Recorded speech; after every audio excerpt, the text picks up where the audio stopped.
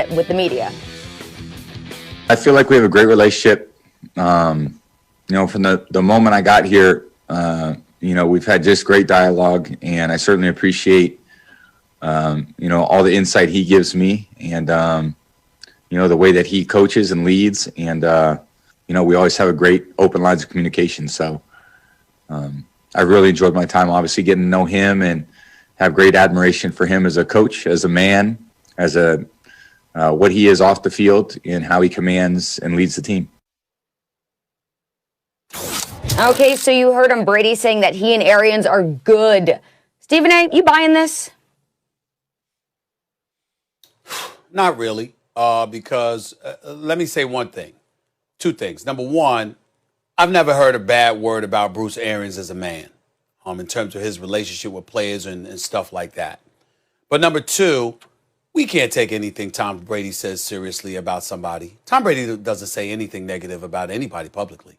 He just won't do it. So Tom Brady will look into the camera and lie through his teeth to all of us about how he truly felt, if he indeed did feel anything negative about Bruce Arians. So we can't sit up there and take that seriously. That's just not his MO. He's not going to do that. Having said all of that, what I will say is this. Any questions we have about the relationship with Brady and Arians is because of how openly critical Arians has been periodically about Tom Brady throughout the season. On several occasions, he's questioned what they could do, what the quarterback has missed doing.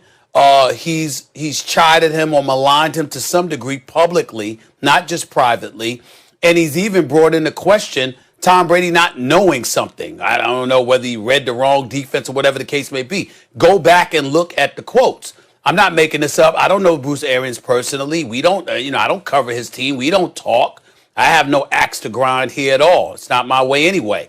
But the point is that I think that any question marks that exist about Brady and Arians is because of the way Arians has handled things. Considering that and Tom Brady's resume with 6 Super Bowl championships and 9 Super Bowl trips, one could imagine that he had to have been taken aback by some of the things Bruce Arians has been willing to say publicly, not privately, but publicly. I can't imagine that Brady would not have an issue with that. And I wouldn't expect Brady to admit it. I don't know, but it's just a guess.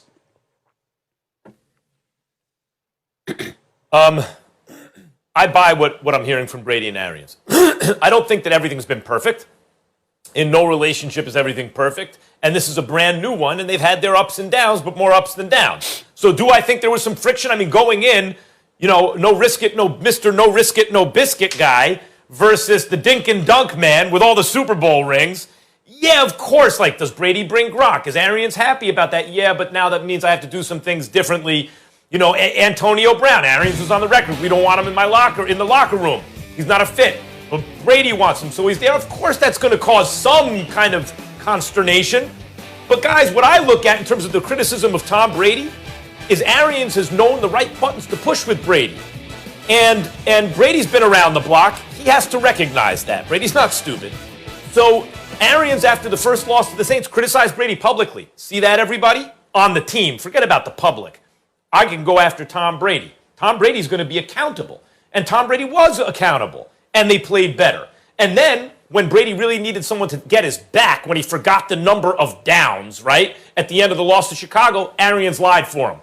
And Brady then covered for Arians when he was asked directly, and I suspect it was because Arians had already said something, Brady didn't want to contradict him, right? So, and what happened? They bounced right back. And every time Arians has criticized him, Brady has seemed to respond, and so has the team. And right now, they're 8-5. Guys, Brady is having a nice season. 3-to-1 touchdown interception ratio, high middle of the pack QBR, like above average, and they're winning a lot. And Arians also has to know he's been around the block. It's a pretty good team with a nice record and some quality wins. It's not every season you get a season like this.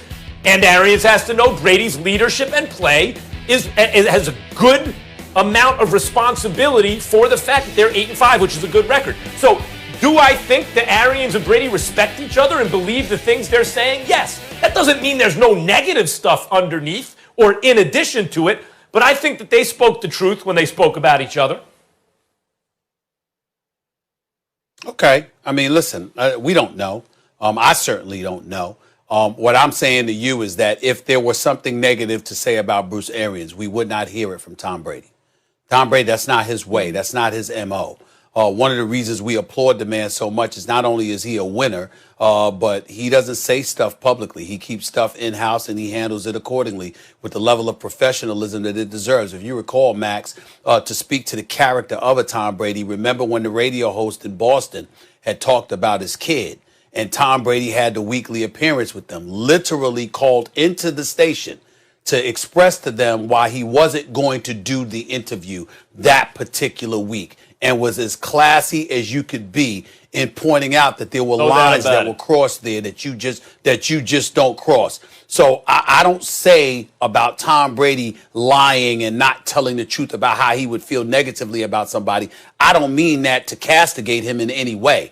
I'm speaking about his elevated level of character. This dude is class personified, and he is not going to handle business in a negative fashion publicly. That's not his way. So knowing that, I can't believe anything he really says when there's some kind of negative controversy that could be percolating, because I know we'll never hear about it from Tom Brady publicly. We know that much. Whereas in the case of Bruce Arians, when it comes to Tom Brady's play or what he perceives as being Tom Brady's play, he's publicly chided him in ways that Bill Belichick never did. And so we have to remember that and then move forward. It's not the end of the world, but we have to acknowledge that that's what has happened. The responsibility of a head coach is different, obviously, than the quarterback. And Arians has said Brady's received too much criticism. And he's right about that. Like, you only criticize Brady if your expectations were unrealistic coming into the season. For a 43-year-old, he's having an amazing season. And the Bucs are even outpacing what the odds makers thought they would do in terms of wins and losses right now. They're on pace to do it. When you look at the rest of their schedule, they're likely to win at least 10, maybe 11 games. When the over-under was 9.5, I believe.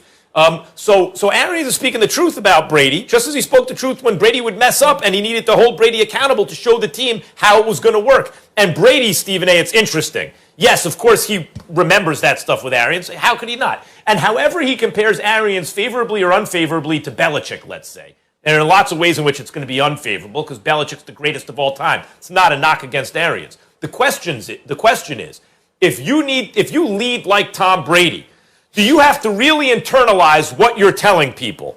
Or is he thinking, I really don't like this Arians guy, but I'm going to say something different? No, I believe, just my belief, that Brady drinks the Kool-Aid, even if it's his own Kool-Aid, pardon, and convinces himself of the things he says before he says them, or believes them in order to sell them, and in order to lead.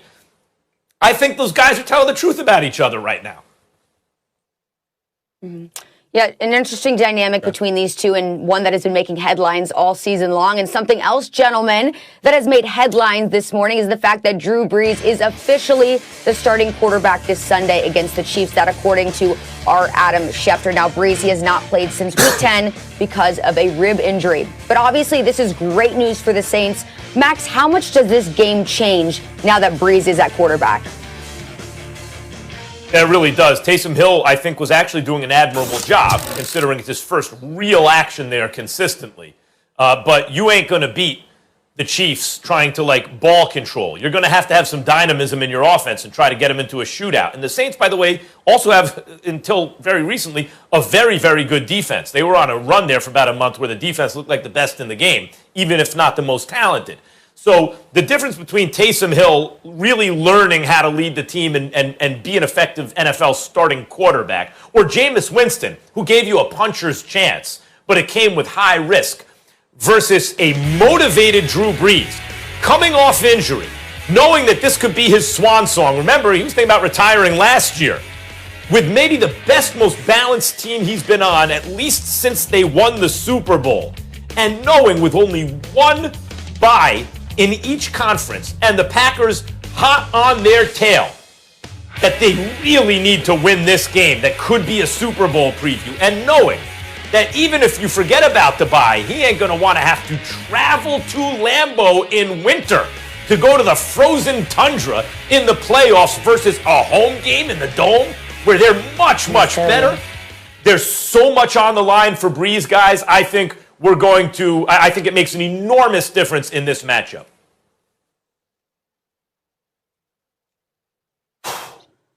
When I look at this game, I do agree with the notion that it's more difficult to prep for Taysom Hill than it is for Drew Brees, because as exceptional as Drew Brees is, he's a drop back passer. It's what he does. And literally, he's living in the pocket because he's not one who scrambles outside of the pocket too often. When you take that into consideration and you think about the maneuverability of a Taysom Hill, the way the wheels that he has on him, how he is a threat at the quarterback position to run the football and move the chains that way, it's more difficult to defend against that if you're the Kansas City Chiefs than to defend against Drew Brees. But I still say that Drew Brees, his accuracy throwing the football, his chemistry with Michael Thomas, the kind of things he can do in terms of flinging that football to the accurate level that he does, makes everybody around him more lethal, because they could just get a step and Drew Brees is going to get the ball to them. That is not the same with Taysom Hill. So I see this as being a game where Drew Brees definitely forces the secondary of the Kansas City Chiefs to be even more on their P's and Q's. But also, if you're Sean Payton, to keep Kansas City off balance, you can still utilize Taysom Hill in a fashion that you did for years prior to Drew Brees getting injured. I look at it as Drew Brees definitely being a significant upgrade as opposed to him being out and Kansas City strictly having